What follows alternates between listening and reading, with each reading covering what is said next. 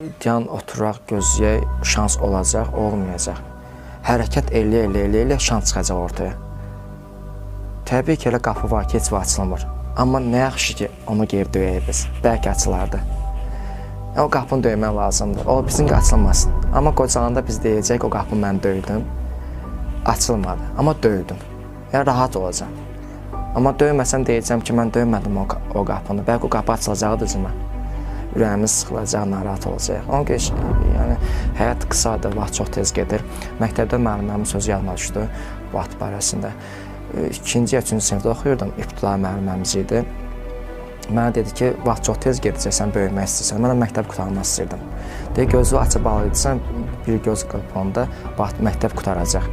Və mən sumkamı götürdüm, geyinim, sağlaşdım və evə gedə gözümü açıb bağlıydım ki, məktəbi qurtaracağım da yəqin ki. Sözü əsl mənasını götürmüşdüm. Və doğrudan da vaxt çox tez gedir.